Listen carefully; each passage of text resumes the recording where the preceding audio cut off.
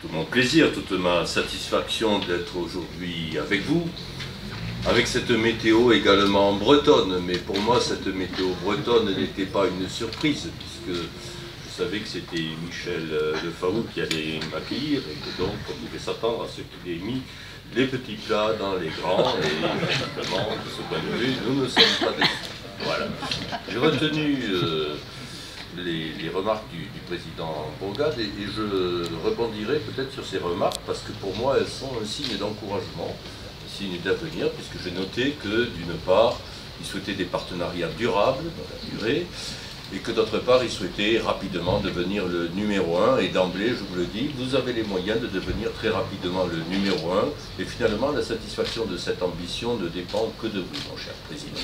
Je vous dirai de quoi il en est. Alors finalement, pour être concret, vous voyez que cette opération du groupe SNI que tout le monde connaît, donc je ne vais pas le présenter, logement social, intermédiaire, très social, bref, on fait un peu de tout.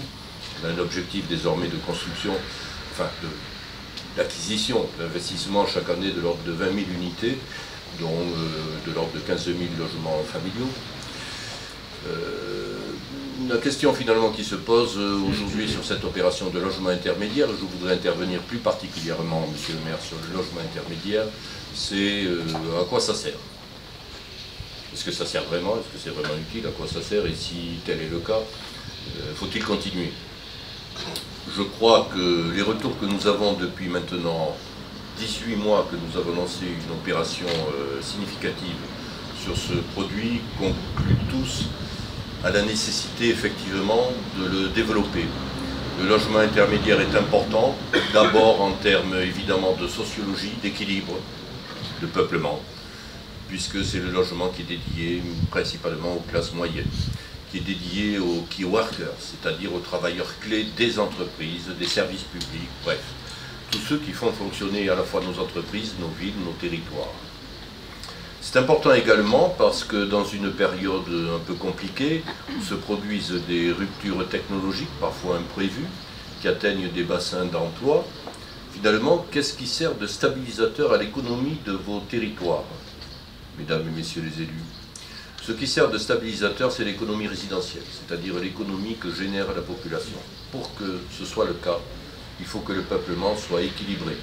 On ne peut pas avoir uniquement, évidemment, une économie résidentielle générée par de la redistribution. Il faut aussi avoir des revenus d'activité.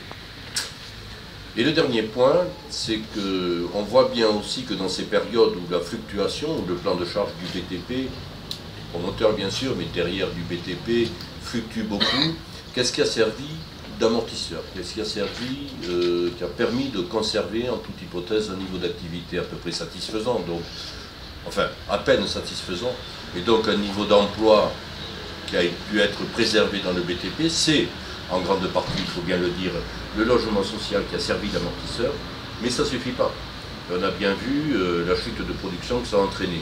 Et donc notre ambition de ce point de vue, à travers le logement intermédiaire financé par des institutionnels, c'est aussi de conforter ce rôle de stabilisateur des institutionnels dans le plan de charge des promoteurs et du BTP.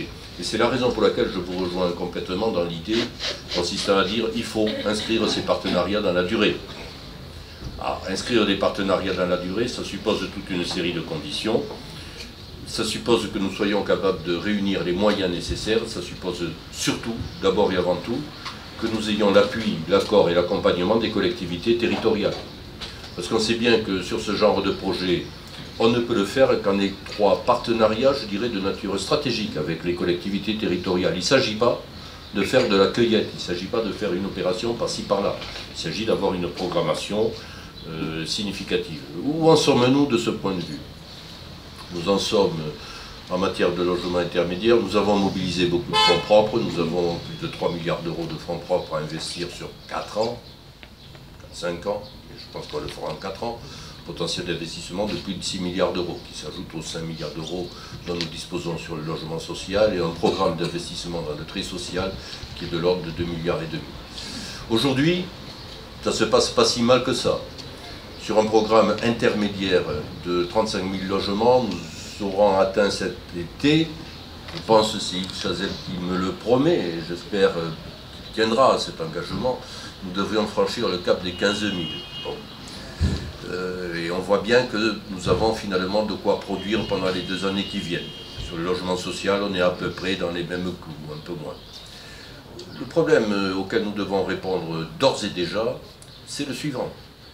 Comme vous le savez, la production de la ville, production de l'immobilier, toutes les catégories d'immobilier, ça s'inscrit dans la durée. On a encore du carburant pour rouler à cette vitesse pendant 2 ans. Qu'est-ce qui va se passer derrière? Notre problème aujourd'hui, c'est celui-là. Et la réponse que nous nous efforcerons d'apporter à cette question, c'est de dire que nous allons continuer, recommencer à mobiliser des financements, notamment de nature d'opérateurs institutionnels, d'investisseurs institutionnels, qu'il s'agisse de fonds de pension, qu'il s'agisse de fonds souverains, de toute nature, d'assurance vie, etc., de telle manière que nous puissions reconstituer effectivement ce potentiel d'investissement au-delà de l'horizon des 2 ans qui sont devant nous. Simplement, nous allons probablement changer de méthode. Nous avons tenté une première expérimentation qui a produit des résultats, comme je vous le disais, satisfaisants. 17 investisseurs qui nous ont rejoints. Je crois que la prochaine étape, nous allons, et c'est la raison pour laquelle, à vrai dire, nous focalisons notre intérêt en ce moment sur le Grand Lyon, nous allons amorcer cette nouvelle étape dans notre stratégie sur le Grand Lyon.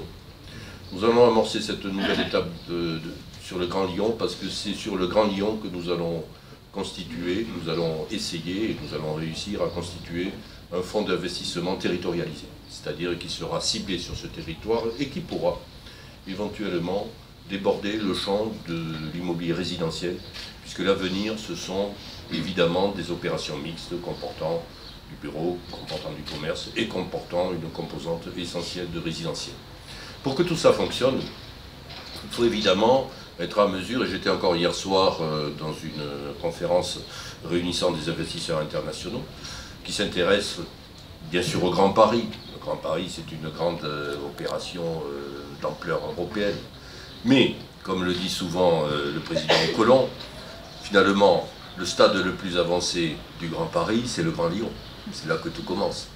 Ça n'est peut-être pas là que tout finira, mais en tout cas, c'est là que tout commence. Et c'est la raison pour laquelle, si vous voulez, quand on discute avec des investisseurs, notamment internationaux, ils ont besoin d'avoir une vision concrète, une vision précise, non seulement de la démarche, de la stratégie, qui est assez claire, mais des points d'application. Où est-ce que ça va se passer? Dans quelle opération d'urbanisme ça va se passer? Et quelles sont les perspectives qui pourraient être réservées à tel ou tel outil d'investissement dans ces opérations d'aménagement? Et c'est la raison pour laquelle, pour nous, bien sûr, pose d'une première pierre. Derrière, la SERB, qui est un partenaire d'une qualité absolument exceptionnelle au plan national, je le dis très tranquillement, parce que nous avons des relations avec beaucoup de SEM d'aménagement, et la SERB, indubitablement, fait partie des 3 à 4 SEM avec lesquels nous avons des relations traditionnelles, historiques les plus étroites. Eh bien, nous devons être en état, donc, aujourd'hui, avec ces partenaires-là, de mettre en place une programmation ambitieuse avec la volonté de la réaliser effectivement. Parce que sinon, nous n'arriverons pas à mobiliser les ressources d'investissement qui sont absolument indispensables pour vous donner les perspectives d'avenir auxquelles vous êtes attachés. Et c'est pourquoi derrière cette première pierre, un peu humide, derrière les logements que le groupe SNI réalise aujourd'hui sur cette opération, et surtout derrière les logements des tranches suivantes, nous avons déjà pratiquement pré-contractualisé là en quelques instants avec la représentante de la SERB. Je crois qu'on devait signer quelque chose à l'issue de la réunion pour faire d'autres opérations dans ce cadre-là. Et donc, de ce point de vue, il y a derrière tout ça évidemment projet de convention qui est déjà signé avec le Grand Lyon, mais dont nous allons accroître aujourd'hui le périmètre de manière significative, puisque nous allons le doubler. Et il y a enfin, comme je vous le disais, ce projet de partenariat sur un fonds d'investissement dédié au Grand Lyon, qui constitue probablement pour les prochaines années une voie d'avenir extrêmement significative. C'est la raison pour laquelle cette manifestation, qui est basiquement le type de manifestation auquel on est habitué dans des projets importants de renouvellement urbain, c'est ça, mais c'est quand même aussi beaucoup d'autres choses. c'est, Monsieur le Président, le souhait d'un partenariat durable, ambitieux, accentué avec votre groupe. Et de ce point de vue, les valeurs dont vous êtes porteurs, qui sont les valeurs néerlandaises, peuvent assez bien, me semble-t-il, coïncider avec les nôtres, qui sont celles de notre grande maison Caisse des Dépôts. Mais c'est aussi la volonté d'inscrire ce partenariat avec cette formidable collectivité territoriale qui est le Grand Lyon et qui est exemplaire du point de vue de la structuration de notre paysage politique et administratif. Et nous souhaitons, dans cette aventure-là, jouer le rôle le plus ambitieux possible. Merci beaucoup de nous avoir accueillis.